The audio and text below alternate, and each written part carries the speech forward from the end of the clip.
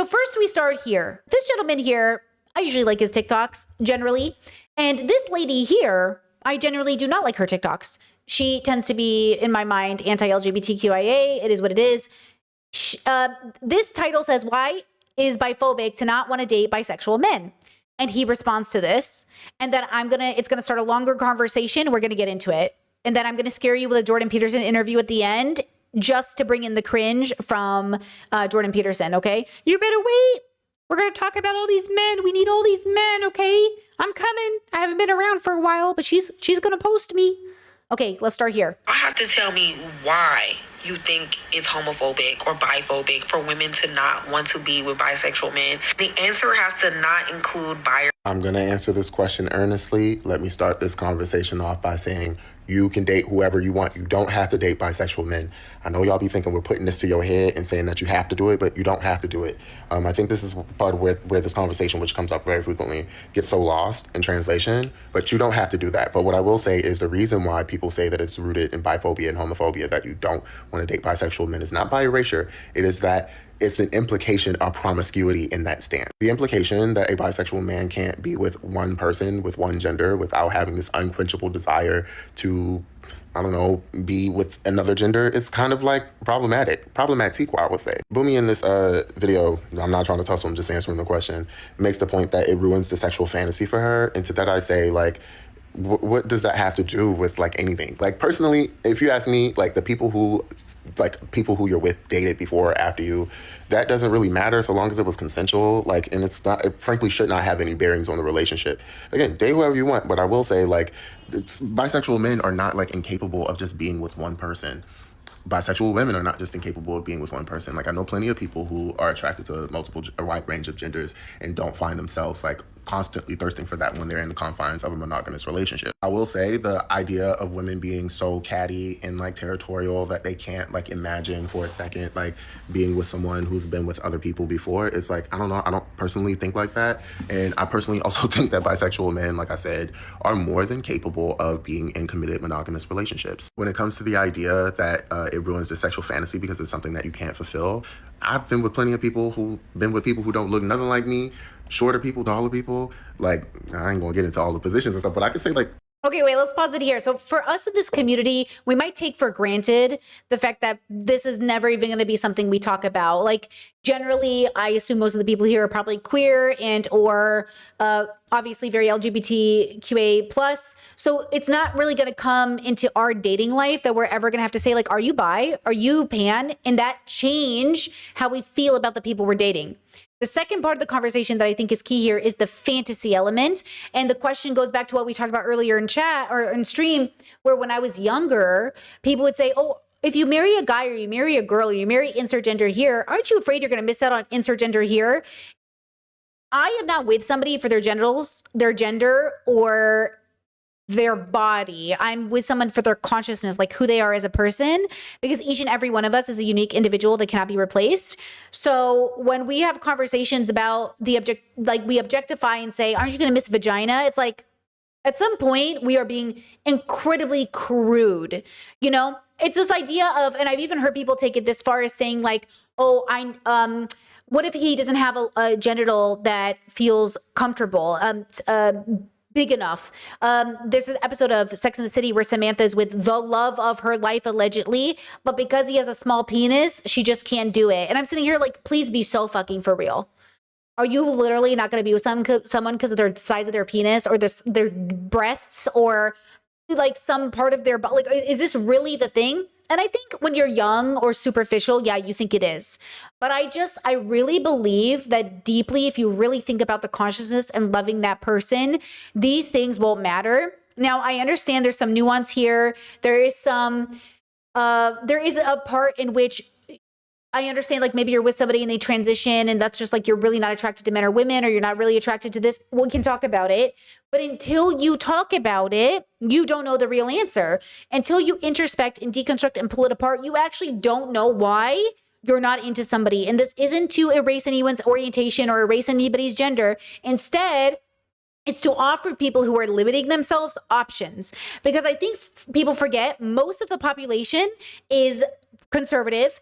is absolutely in the closet, is absolutely struggling, is absolutely not communicating, right? If most people aren't even aware that it's okay to have different sexual positions or use a vibrator for fuck's sake, you just have to imagine, right? That most people need to hear this. I'm not talking about people who are like, hey, I'm a lesbian. I love that, girly. Be a lesbian, okay? I'm not talking about that, even though I would argue that there is different ways to be a lesbian. I know.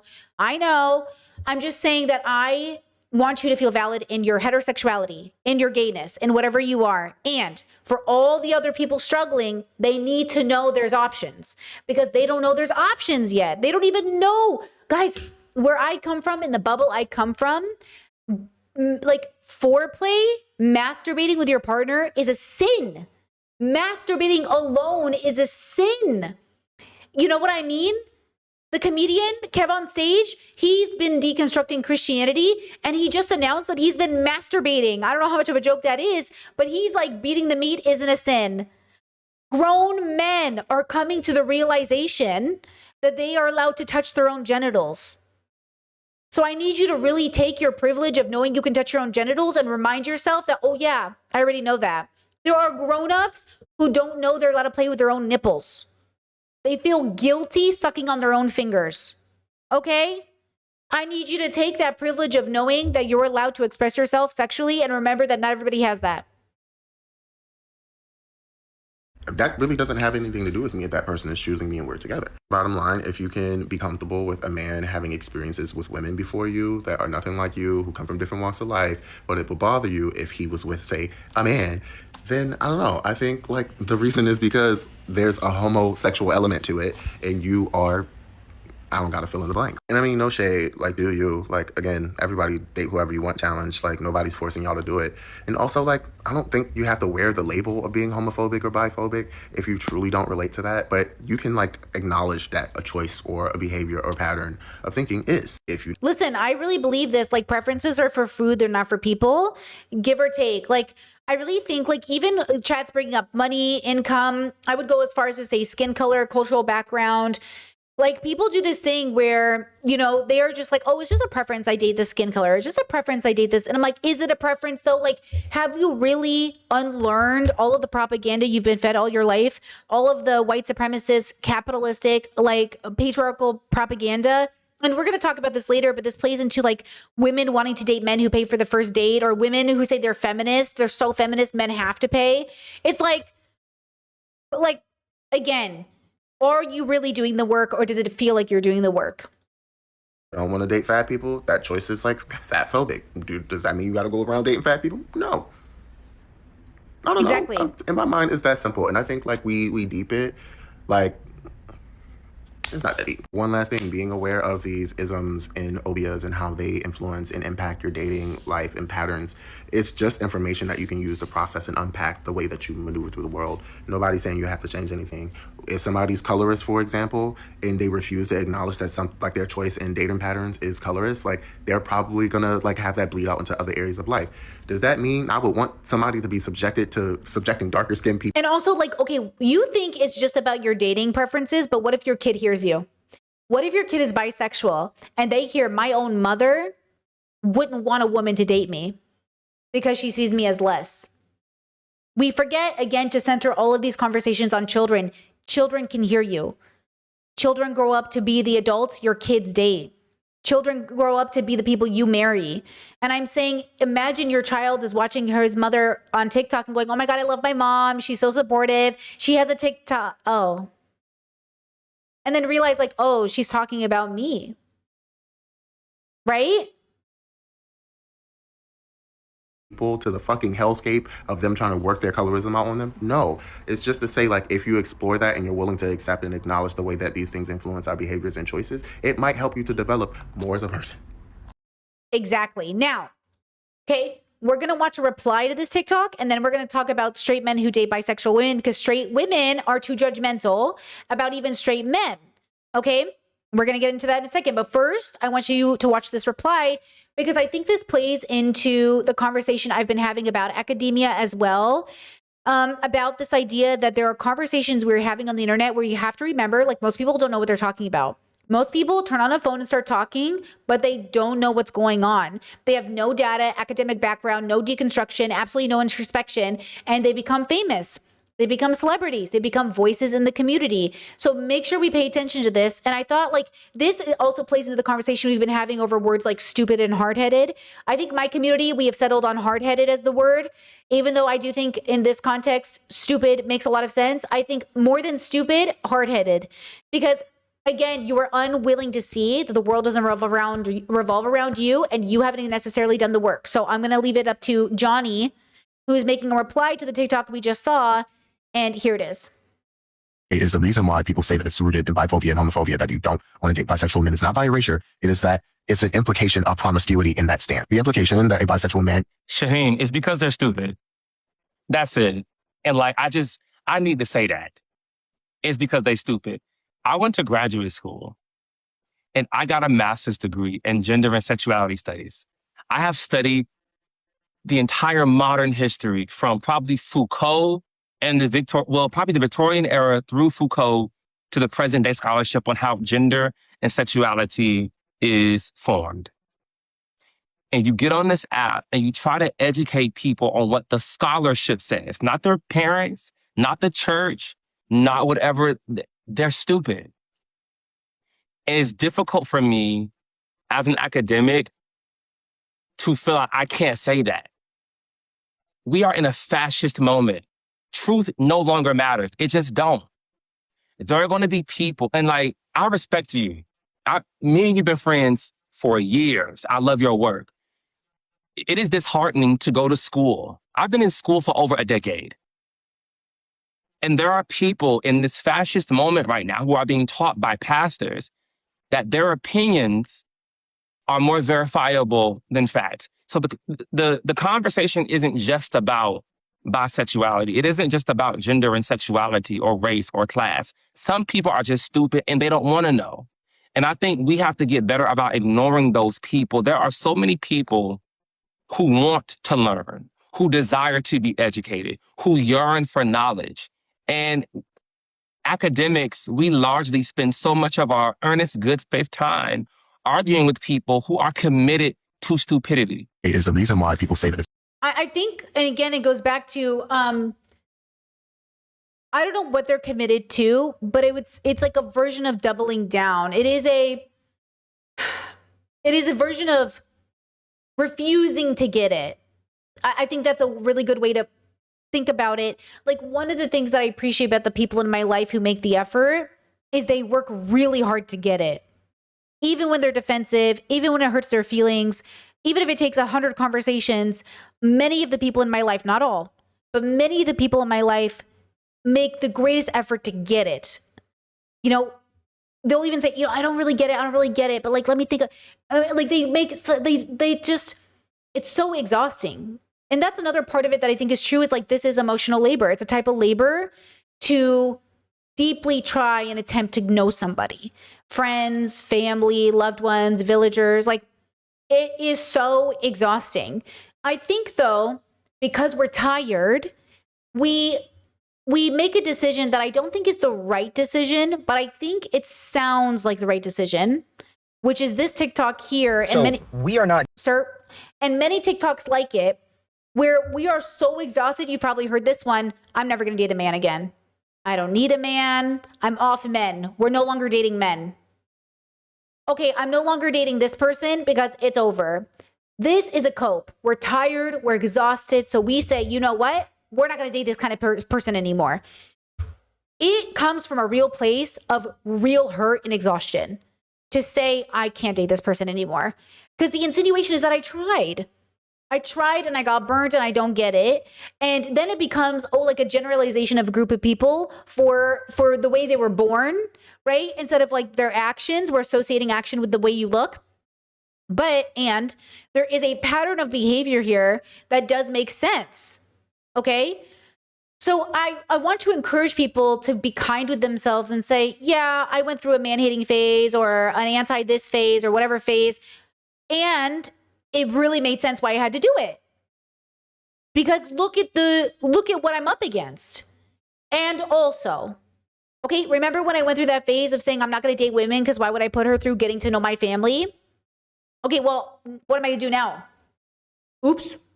You know what I mean? Like, what am I going to do? Divorce my wife? You know what I mean?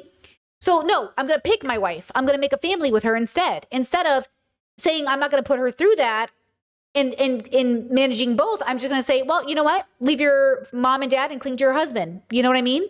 So that's that idea. But I had to go through the stages too of being like, I'm not going to put someone through this. I'm not going to date this person. I'm going to make it easier. I'm not going to deal with this. So check this gentleman out. I've never seen him before, so I don't know much about him. But he said, pick and choose patriarchy. No more dating straight women, just ones who happen to be attracted to men. Okay, let's go through his thoughts. It's a little long, so we might not watch the whole thing. But what do you think of the first couple minutes? Let's see. Dating straight women anymore for the foreseeable future. So we are not dating straight women anymore for the foreseeable future. Again, this is coming from somebody who doesn't want to have kids, just somebody who wants to genuinely, really pursue relationships for love and for happiness. I'm going to keep on reinforcing that because I don't want to start these ideas to transcend over into people who have kids and you acting like you don't have to take responsibility for them. Like, nope, that's a decision that you made. The grievance that I have with dating straight women, as a man who is very, very socially accepting and open-minded, is... it's almost like if you are an open-minded dude, you become the mirror to reflect to how close-minded said lady thinks she is, because the only person or people that she has either dated or put herself up against are people who don't only believe in the patriarchy but feel entitled to accessing the gifts out of patriarchy. Now, this is where it gets interesting. I don't know what it is, but this has also been a reason why I failed a lot in dating. But again, this is an opinion. I think a lot of women don't necessarily not want patriarchy, but they want to submit under patriarchy to somebody that they've chosen is worthy enough for them to submit under. In a very weird sense, refusing to acknowledge the fact that patriarchy will never serve you, no matter how much it's performed or positioned to look like it's going to save you. Pause. Skip to this video for a second, then we're going to go back. First date. Oh, the man. And who pays for the first? Oops. Who pays for the first date? Oh, the man. And what's the appropriate way to handle it as the woman? What do you think? I have a pretty hot take on this. Please, I would love to hear it. I am so far feminist that I have come full circle to being a little bit more traditional. I think the fact that we live in a patriarchy where a lot of expectations are put upon women to show up in life a certain way, to show up on a date in a certain way, it's only fair for a man to pay on a first date. How do you think about like the reach for the wallet on the date? Do we just not even try that? I anymore? don't do it anymore. I used to. Thank you so much. Now I just sit there and it's like, Now that I'm fully financially independent, I'm like, I don't need to make that gesture anymore. Like, of course I can pay for this meal. I could pay for this meal and 1,000 other meals. But like, that's not the point of this, right? The point of this interaction is that you asked me out on a date. You are trying to make a gesture of your interest, your commitment. And that is part of this sort of song and dance that we're doing. So again, I think this is not exactly what he's talking about, because I think what he is talking about is more or less the women that want like sort of the benefits of a man under patriarchy. Like you can think about it as relating to paying on a date, paying for vacations, showing up masculine, all of the toppy things. Oh, he's gonna have to be a top. He can't be feminine, stuff like that. I think it relates. I've heard this from certain bubbles of women that are trying to like acknowledge that under patriarchy, men still, because there is a wage gap, make more money. And I do think that's true. And yet I would just say again, and if you are in love and you're dating somebody or you're looking for a prospect of marriage, what does it say about your values that on a first date you have an expectation that he's going to pay because he's a man? Again, because of his gender. Like, how is that radical or liberatory? And that's what I want to encourage you all to do, is to have a custom existence in which when you date, to the best of your ability, when you get there, because I do think you have to kind of unlearn a lot of things, you have to figure out what works, is what makes sense. Like, how do we best value each other as individuals and take into account that we're still strangers on a first date? Right. And how do we break some of these expectations? Because I think it's a mistake to think that a man should pay because he's a man. I can see the logic, but I think it's wrong. I think it doesn't allow people to genuinely liberate themselves from those stereotypes. You know, because again, I don't mind paying on a first date. I don't mind paying for my friends. I don't mind paying a lot of the time for a lot of things. What I mind is being taken advantage of. And what I mind is having to pay because I'm a woman or because I'm a man. I don't want to have to pay because I'm a man. I want to pay because that's not the bubble I live in. You can't say, I don't want a husband who treats me differently because I'm a woman. And then the man you're going to be with, you treat differently because he's a man. Like, dating matters from the moment you go on your first date, if not before. Like, everything matters because the way you treat people, it's not like you're supposed to treat people the best the first date and worse the second date, which is some people's play. Okay, the best foot forward, and then you end up being less in the marriage. You're not supposed to also you're not supposed to play games unless you want games in your marriage. Okay, so that's what I'm saying. I'm saying you should treat people the way you want to treat people because it's the right thing to do. You should just treat people the way you think it's good to treat people. And if you think you hold open the door because someone's a woman, that's a reflection of your character. I think that's a reflection of your values. And you should be okay with that. If you know what I'm saying? Just treat people the way you think people should be treated. Okay, now I'll go back to his video. It will look like it's going to save you, but it'll never actually serve you. It's contorting your perspective to get you to decide how you are going to serve it. Whether it's a very attractive man, a very wealthy man, whether it's a very loving man, because mind you, you can have an amazing partner, and more times than not, the best, longest, most loving relationships are not the ones who submit to patriarchal standards or heteronormative standards the best. It's people who are willing to compromise their internally held beliefs to sacrifice to the person they're in a relationship with, I don't believe in sacrifice, but whoever they are, not some existential rule book. But I do agree it shouldn't be the rule book. It should be between the people in the relationship, but it's not a sacrifice. It's in communion with. Like, everything my partner and I do, we do together as a team. And the goal of our marriage is to always be on the team. If at any point we don't feel like we're on a team, something is wrong. We have to get back on the track. Because if we do it as a team, then we both want each other to win. We want to win together. Okay? And so it's a relationship. Everything we do, like, we're taking Indiana to the vet. She's our cat. And we plan it together.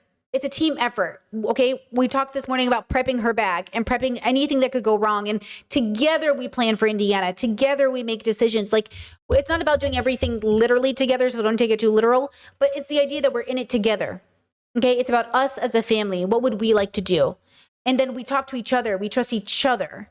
And it takes a lot of effort and it takes a lot of conversation. And that's certainly not happening in a world where men think their wives are nags, right? But it's not, the life we want for each other. It didn't take a sacrifice when we got everything we wanted. Being with my partner got me everything I wanted. As long as we're on a team, okay, then it's not a sacrifice to be with my partner because I got everything I wanted. Okay, they get everything they want because being with me isn't a sacrifice. If the relationship erodes or we move off track or it's abuse, well, now I'm not getting everything I want. And now I'm either sacrificing my dignity or who I am to be in a marriage that's not healthy. That's when divorce shows up. So as long as the relationship is dignified and I'm getting everything I want, they're getting everything they want, and it's a positive symbiotic relationship, then there's no sacrifice because we're happy. I don't have to sacrifice to be with my friends. My friends and I are all good because there's no sacrifice needed. I'm not Jesus Christ and there is no cross. Those people have the best relationships because they're serving the humanity of the person that they're complimenting, that they're reciprocating with in relation. That's the whole entire point of relationships.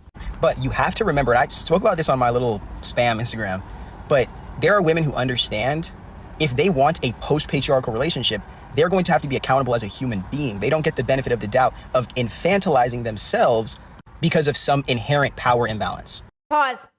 I don't know who he is talking about, but the way he's talking makes me think he has not deconstructed patriarchy.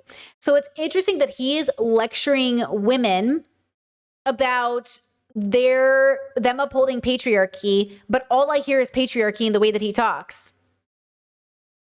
He's also called the Dark Wizard, so can't trust him. But isn't that interesting? Like, why is the way he is talking sound like patriarchy? But lecturing women out of all people about patriarchy. They can't lean on that. And even worse than that, they can't say, a lot of people say, oh, when I'm in a relationship, I want to turn my brain off and my man thinks for me. Do you also want to do every single thing that he says? Even if you're thinking contradictory to that? And this is why I call it pick and choose patriarchy. And again, I'm not saying like I'm like an amazing person, like everybody should accept me. But what I'm saying is that it's interesting how when you aren't the person as a dude who is forcing the woman to submit to standards and you're kind of allowing her to explore. And again, this doesn't happen with girls who have their own agency, with women who have their own agency and their own ideas and their own desire for what they want to do in a relationship. This is for the ones who think that they're independent because they don't want patriarchy, not realizing that they are willing to submit to it depending on the circumstances, which further benefits patriarchy because then you can say, hey, it's not that. You know what he's giving? He's giving, I give advice in my car guy. If you are stupid, unfollow me before you try and cancel me for some dumb shit. Please and thank you. Not a good look, my bro. Not a good. Oh, but bro goes to the gym. Okay, he's like 21, bro. Donald Trump. Let's see. Plays perfect Trojan horse. Take over America. Empire. As we could say, Spotify. Okay, he's a musician, maybe. Let's see. Hypersexual. Situationships on the rise when society begins to fall. Coming to the conclusion. Smooth brains don't get access to social mobility. Hold on now. Smooth brains? Ableist. Okay. I think a lot of dudes Where are all the good men? who would actually be They're already married or gave up dating. great in relationship are sticking to themselves right now because So he's red pill. Do you know what I'm saying? Here he is lecturing women about patriarchy, and here he is patriarchy. they're like genuinely afraid of not just like women. They're afraid of the TikTok hit pieces. They're afraid of this constantly being examined and judged and blown up on the internet when trying to like meet people.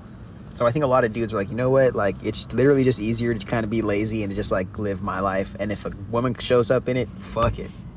Now, I do believe there is a great percentage of dudes who are looking at the dating pool as it is and still feel like they're pursuing to gain something out of it. I believe that's a very dangerous dating ecosystem, but I'm going to describe the type of archetypes that I've been seeing.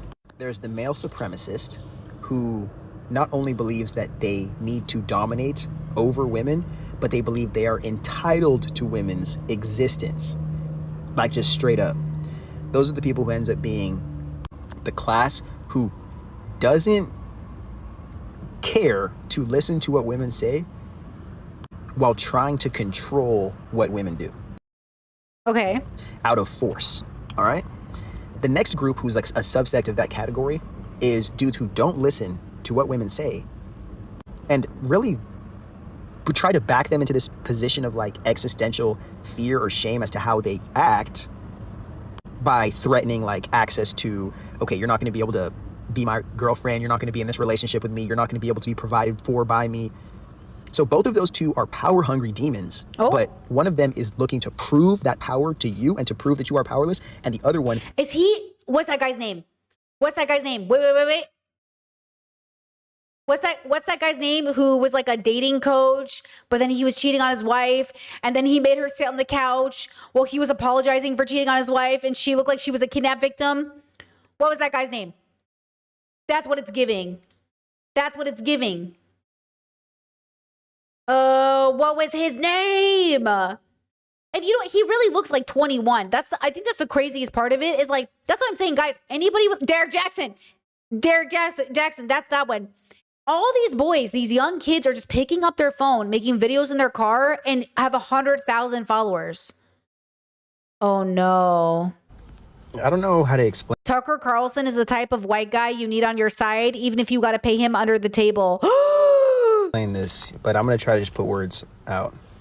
Tucker Carlson is a Christian conservative white dude. But the way that he just fondles, like he doesn't even, this is going to be graphic, I'm sorry. He doesn't go in to like fuck the other side like a lot of conservative, like just narcissistic media personalities do. And just like attack.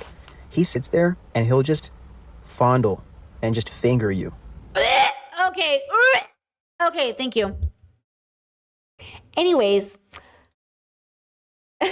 Okay. So this is what I'm saying. When I come across a little rabbit hole on the internet And I'm just like, what are you doing? So here's a man, again, lecturing women about patriarchy, and then he's being disgusting. Take this down. But you might say, but Brittany, how does this play into everything you're saying? Because we're talking about gender dynamics. Listen to the way people talk about dating. Okay, who remembers watching this video from Anna Akana? Okay, I'm not a big fan of Anna Akana. To be honest, I avoid her content if I can. I tried to give her a chance. Okay, she made this video a long time ago called Dating Women Made Me Understand Men. Do you remember this video? It's very short. Let's watch it. As you may remember, I came out as bisexual last year, and since then, I have been dating women. And what I found very fascinating is that the more I date women, the more I find myself understanding heterosexual men. Let me explain. Exhibit A. I was on a first date with a girl, who asked me out, by the way, this is relevant, because when the check came, she never once made a move to pay. Not even like the fake, let me reach for my purse move. And though I don't mind paying on a date, part of me felt like, the offer would have been nice. I was also a little taken aback that she didn't even say thank you. And I never heard from her again. It really made me feel like she just asked me out so she could have a free dinner. And the moment I thought that, I was like, oh my God, I sound like all of my guy friends right now. And my argument against why guys should pay for dates has always been like, look, girls take hours to get ready. Our investment is looking really nice for you. Makeup, clothes, that costs money too. But we were both girls in this situation. We both took hours to get ready, so I definitely felt slighted. Exhibit B. On another date, I went back. Hold on, I'm going to pause. Chat says, infantilization and a lack of accountability of white women in the South is common and culturally accepted. He's definitely not deconstructing, but he's not completely wrong.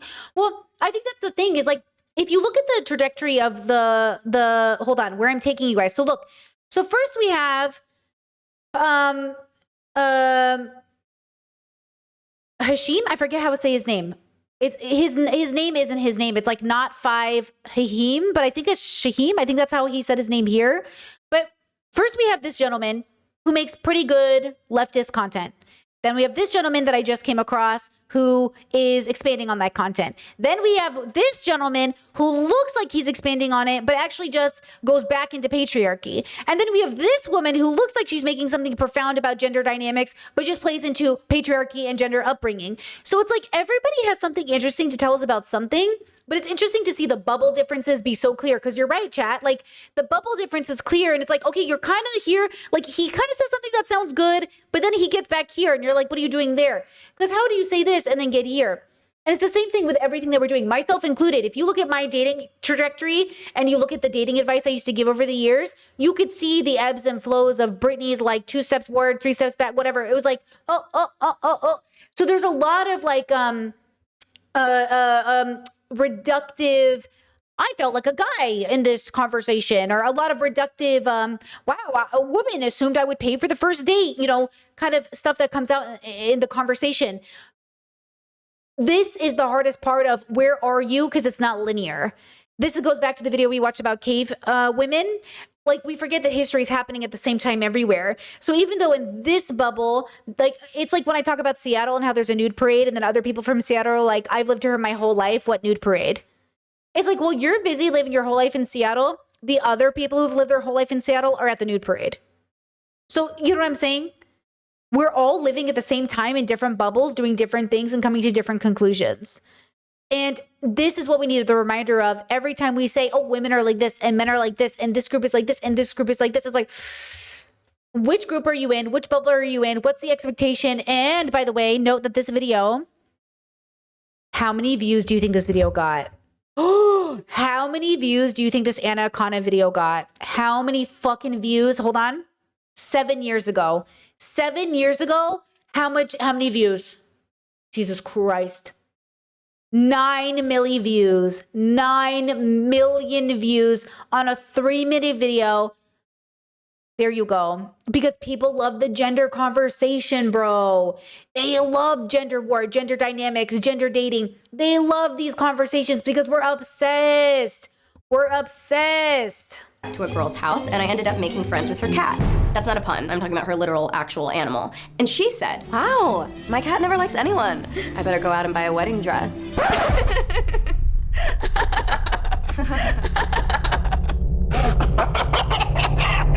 And again, I felt like I got some serious perspective. I have been guilty of making these kinds of jokes on dates with men. I never really thought anything of it. I was just being silly. But then when I was on the receiving end of it, I suddenly understood the panic. And finally, But did you understand the panic, or were you just with a weirdo? Because I promise you, a lot of people can make that joke and I'd be like, you hot lesbian, and it could be fun. Do you understand the joke? Or are you giving men credit, or are you actually not explaining the dynamics at play? This is what I'm saying. This is what I'm saying. Because I promise you right now, you can make that joke with me and I might think it's funny. It just depends on if you're being weird. It's not about gender. It's not about a woman making the joke and a man receiving the joke. It's about whether or not you came off weird when you said it. It's whether or not it was received. It's whether or not it hits. And that's what I'm saying. Socialization is about learning the other person. It's like a dance. And everybody just assumes they'll know the steps, but you got to kind of learn the steps, not at like a pickup artist, but like somebody who cares and is compassionate and wants to know the person in front of them. Like, you know, that's why people say, oh, I didn't feel seen. Oh, I didn't really feel seen with the way that you made that joke, because you know, and then if they make it again and again and again and again, then we can have that conversation, right? Okay, wait, let me go up to chat. Let's see. Chat says, that's why I was saying the other issue with power dynamics is about being taken advantage of by our partner, gender, age, etc. will never protect us from that, even if our partner isn't deconstructed. Well, I think, again, this goes back to not living in paranoia and fear and working off the goodness of a person. Like, I know I do not on purpose mistreat people. I just know that about myself. I've been consistent my whole life. I will never, ever, with malicious intent, seek revenge, be bitter, or mistreat you. If I hurt your feelings, it was not intentional. And if I ever do it on purpose, which sometimes, don't push me, I will right away be like, my bad. Okay? Because it's not even on purpose in the sense that without recourse, it's usually something is happening. And that's the other part of this that we have to talk about. You ever get in a fight with your siblings and they say something and then you say something? Well, sure, I intended to hurt you, but like, it's not like I just came out of nowhere. You know what I mean? Like, come on now. So it's about the willingness to sit with each other and say, oh, why'd you say that? Like, one of the questions I think I ask my friends and family, my partner all the time is like, why did you say that? And they're like, wait, what do you mean? I was like, well, okay, I said this and then you said this. Why'd you say that? And they're like, oh. And then they have to think about it, because I know sometimes we talk and we don't think about why we said something. And then you have to remember, oh, like what? Okay, so you said this and then I said this and then I thought this and then this is why I said this. Okay. Because in my timeline, you did all of that thinking in your head, but I wasn't there for it because I couldn't see it. So now in my head, I said this and then you said this and I didn't get any of that information. And so we need to be able to, yes, put it together when we're listening to people talk, and acknowledge that sometimes, you know, especially if you're autistic or neurodivergent, your brain goes in all directions. And right now we're trying to have like a very focused conversation, and you got to be able to lock in. Okay. Now let's go to her third and last one, I think. Exhibit C. One girl invited me back into her house, and her specific words were, do you want to come in and make out? Obviously, I'm like, yeah, you're really pretty. I want to press my face to yours. But then when we got there, we both just sat on the couch and she talked till like 3 a.m. And I was like, yo, girl, I gotta wake up at like 6 a.m. I was told there would be kisses here. There are no kisses. And like, look, I don't want to sound like an asshole. Like, I don't mind talking. I love talking. But she could have said, do you want to come in and just talk? And I would have had totally different expectations for the evening. You know, finally I started falling asleep and I was like, hey, I gotta go. And I gave her one kiss and left. And I felt sad that the amount of kisses promised did not equal the amount of kisses delivered. And once again, I felt like a dude who was upset that I did not receive the expected physical kisses I was promised. And I wanted to talk. Take this video down. Take this video down. Do you know what I'm saying? Gross. Sometimes that's just a thing that girls say, like, hey, you want to come in and make out? And you're like, oh, really? And you're like, no. You know what I mean? Like, did you do a follow-up conversation? Did you actually say like, oh, really? Like, did you just go into kiss? Do you know what I'm saying? Like, this is where I'm saying, like, talk to her. Be like, hey, are we going to make out? Or are we going to talk and make out? You know what I'm saying? Take this video down. This is 7 years old. And I know a lot of YouTubers don't take their past content down, but I really think you should, because young people are going to watch this and think this is important. You know what I mean? I just think, girl. Chet says, how does somebody introspect pop out of the pendulum swing between feminism and patriarchy if you're looking for empowerment? Well, feminism is a tool to liberate you out of patriarchy.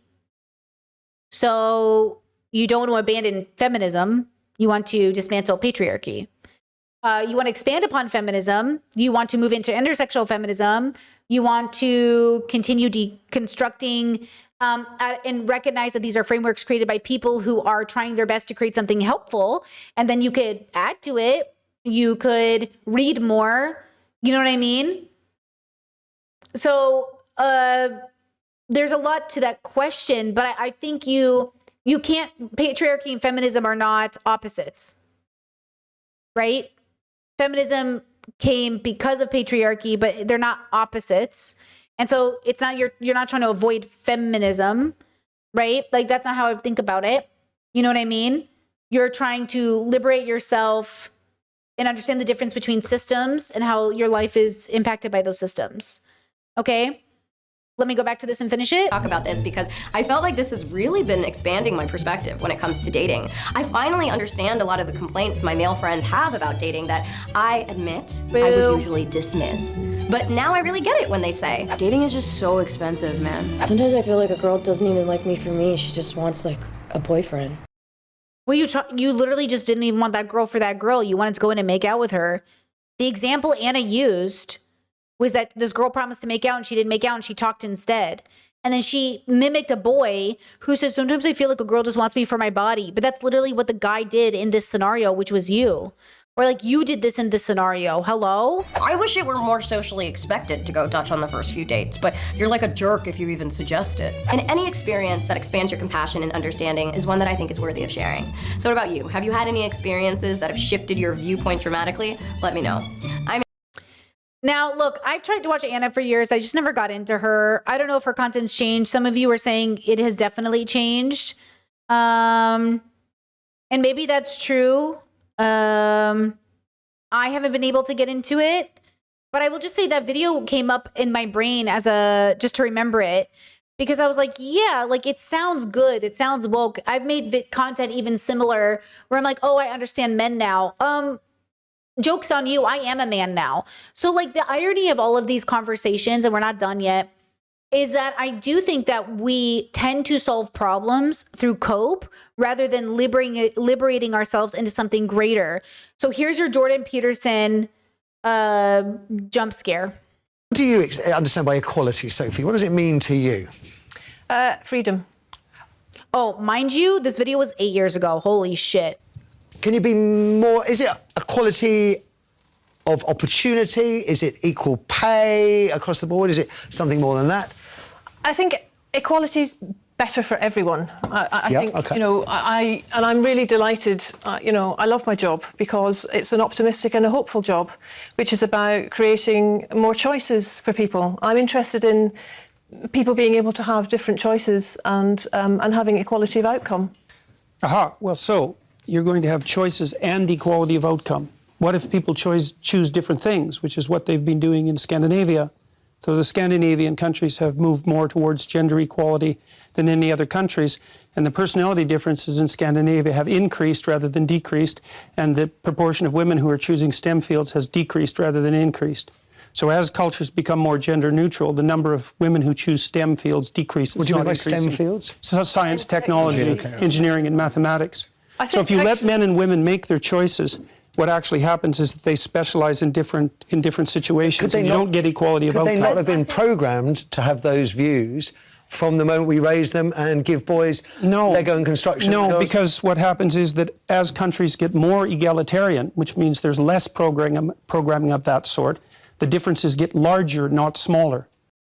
The audacity of thinking 8 years ago that we had enough evidence for this is insane. I remember when this was everywhere on the internet, but this is my dilemma with Scandinavian being thrown around. People always do this. They always do this about everything. Prisons, jobs, gender dynamics. And I'm saying we do not have the information for this if we are countering programming from thousands of years ago. If we are countering programming from generations ago, the ego we would have to have on ourselves to assume this recent data is enough is insane when we are unlearning in real time all of the time. Look at this stream. We are constantly unlearning. We are constantly having realizations. We're in 2026 and we're still having conversations. I mean, a rapist is the president of the United States. Don't talk to me about egalitarian and a country that's never elected a female president. Like, don't talk to me about, oh, the West is being taken over by queer people. Before Jordan Peterson went into his recent coma, he was making content interviewing parents of trans children, talking about how their kids have been murdered by the trans agenda. Don't talk to me about egalitarian, okay? Don't talk to me about egalitarian, nothing. So when we have these conversations, we have to understand that, like, we don't exist in a vacuum, like chat said, and two, we didn't just pop into existence. These Scandinavian countries, which are your, and I know what he's saying. We all know I get it, but hear me when I say this, okay? Wait, isn't he in a coma? Chat said he's in a coma. Isn't he in and out of a coma? He might be out of his coma. I know he's suffering severely. I thought he was maybe he's out of his coma. Never mind. He might just be very sick and in the hospital. His daughter's been giving updates. Whatever. This last isolation he's been in. Okay, sorry. I didn't mean to say he's in a coma if he's not in a coma, literally. I thought he might, maybe I misunderstood. Okay, whatever he's in right now, before he got sick though, his content was disgusting. His content was literally so gross. And this woman is advocating for choices. And then he's not taking into consideration that STEM fields that are highly like patriarchal in men, regardless of how liberated these men are. If you talk to these Scandinavian men, have they personally liberated themselves out of patriarchy? Because even though the systems have, guys, people need to catch up to systems. Systems need to catch up to people. It doesn't matter if the system hasn't had long enough time. What are these men learning at home? You act like environment doesn't cause a lot of the discrepancies or a lot of the segregation. Like, if a bunch of women are hanging out with a bunch of men and the women are constantly isolated, alienated, told they're stupid, they're not welcomed in spaces, and then women disappear from STEM fields and they go, oh, it must be biological that women don't want to be here, without considering how men are impacting them. The audacity of him not considering that is what is causing some of these problems. I know because of my line of work. I know because of the way women are treated in these spaces. I know how much harder it is for us to build community, to build any sort of relevance here. I mean, look at Britt Hartley and Matt Dillahunty. How is Matt Dillahunty more equipped for what he does than Britt Hartley? How? When he admits he doesn't have more formalized education than she does, even if you disagree with where she got educated, she has done more effort in getting certified in whatever unique way she can than Matt Dillahunty has ever tried, and yet people are giving him more social credit for his successes. He's getting paid money to show up and debate people, and he's considered more credible than Britt Hartley because she talks about spirituality, even though she has all of this data to back it up from science. And I'm saying, this is what I'm saying. You can't sit here and say, I wonder why more women aren't at atheist debate circles when the most prominent men that are getting paid to show up literally make it a point to discount these women's perspectives because he doesn't care that her life didn't give her the avenue to go to college. She could have done it. Remember how Britt Hartley shared that she had been a Mormon, had gotten certified, had gotten her master's through the church program, had done all of these things, XYZ, but she didn't have the money and resources to go to school necessarily. Matt goes, I never even went to college. But if you're going to talk from this perspective, you should go to school. What perspective? Philosophy? This is what I'm saying is obnoxious about these circles. This is what I'm saying is obnoxious about this gender conversation. We're acting like any of us have had enough time to deconstruct all of our learned behaviors to get to the point where, we're good enough to show up. This is why I'm talking about this overlap between understanding. Hear me out. Let me take you back here. Let's go backwards, okay? The importance for academic study and understanding that people are not educated, and the balance of understanding that sometimes you don't need to be formally educated to know better. And the difference is, how do we know? How do we know if we're educated enough to be together? If we're educated enough to show up and make content, or if we're talking out of our ass. And the difference is in the ability to have the humility to call yourself out, and the audience's ability to discern. Because now we jump forwards again, and then we're back to Jordan Peterson, who is Dr. Jordan Peterson, and yet is spreading so much misinformation. So we have a Dr. Jordan Peterson spreading a ton of misinformation. We have randos on TikTok giving their great thesis about things they don't understand. And then we have people on the internet arguing about people's ability to have a say or make comments because of their lived experience not being good enough. Would you like to pay Britt Hartley to go to college? Would somebody like to give me money to go to college?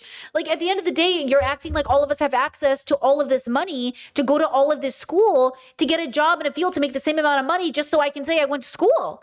You know what I mean? Even though we've on average read more books than any person will ever read, even those who went to college, and C's get degrees and you barely even paid attention in school. So again, it's like, I hear you and I understand it now. Okay, so let's calm down. Let me be less passionate. We all need to, as the grown-ups in the room, accept that not all people have to get formally educated to be educated, but not all people who have been, who have not sought out that formal education should be talking. It's a combination of both. So it's not either or. The question is, do we have the discernment to know the difference between somebody who's hard-headed, uneducated, and not going to get better or do the work, somebody who's been formally educated and hard-headed? And do we know that, because Dr. Jordan Peterson absolutely utilized that doctor title to make people think he knew what he was talking about when he didn't. Okay, maybe he was right sometimes, but he doesn't know what he's talking about. He's pushing absolute bigoted propaganda, and that is his legacy. His legacy is pushing absolutely not data-driven propaganda, okay? And he used that title to convince people he knew what he was saying. On the other side of it, you could have somebody who does not have a degree and is pushing out harmful, bigoted rhetoric that mirrors Jordan Peterson, but they don't have a degree, but a big following, okay? You can have somebody who went to college, is educated, has a master's or PhD, who is data, pushing out good propaganda with good data, and is absolutely right about what they're saying. You can have somebody who never went to college and is absolutely well-read, absolutely well-studied, self-taught, who's absolutely pushing out the right data with the right information. They will get it wrong sometimes because we're people, but we always right our wrongs. And I'm saying we have to have the discernment to know the difference of what we're seeing, because if you don't, you're going to jump on the internet and you're going to listen to this guy and it's going to sound like he knows what he's saying. And you're going to be like, oh, great point. But no, he doesn't know what he's saying. You're going to get on here and ignore him because he is an academic, but he actually knows what he's talking about. You're going to get on here and you're going to hear this woman talk about why is one thing one or another. And you're going to wonder like, oh, what's her background? You're going to watch Anna Akana make a video about how now she feels like a boy or a guy because she had to pay for some girl's date and she wasn't getting the kisses she was offered. You're going to watch me get on stream and you're either going to pedestal me and forget that you shouldn't do that, or you're going to undermine me and think I'm stupid when I'm not stupid. Okay. So it's both things. Like you and I together have to work and have the discernment to know the differences. And yes, chat, top comment on the vid was horrible take, by the way. Absolutely love her. So they're talking about this comment right here. Horrible take, by the way. He said, I'd like to see you make one. Then she said, if you benefit from patriarchal structure simply by virtue of being a man, how can you simultaneously identify as an anti-patriarchal while rejecting opportunities to meaningfully redistribute those unearned advantages? If you acknowledge that women disproportionately bear the social, economic, and psychological burdens of patriarchy, why would you resist even modest acts that seek to reduce those structural inequalities? He said, because nobody wins under patriarchy, so why would it help you get some crumbs off the floor when we can help each other start new systems with newfound knowledge and generational wisdom that we should have been applying all along? Everybody was getting drunk on religion. She said the fact that patriarchy is detrimental to everyone does not negate the reality that men on average still gain structural advantages from it. While we work towards dismantling unjust systems, it is reasonable to ask those who benefit from those systems to bear some of the responsibility. And then he said she genuinely has no idea, just wants to make more responsibility for make me more responsible for her negative reaction. And then she said if patriarchy is understood as a systemic hierarchy rather than merely a dynamic within individual relationships, shouldn't anti-patriarchal practice involve willingness to forgo some of benefits that the system affords you?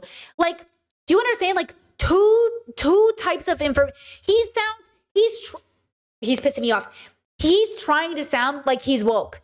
He's trying to sound like he's dismantling the system, but he's not taking into consideration the harms of those systems. He's basically saying we should be a monk in the woods and pretend that we need running water and pretend the water's just going to show up in front of our house. Like, look, I don't know the heart of her argument, but she is taking into account, she knows, first of all, the words, and second of all, she understands that it is bigger than his desire to be a monk in the woods. Okay? And this is why I say us in relationship to ourselves and us in relationship to everything outside of ourselves. Yes, chat, he's being a libertarian about it. He's being a libertarian about it, pretending to be a great liberator, but then making content, disgusting content about Tucker Carlson fingering you. And just get you to feel how he wants. Sorry.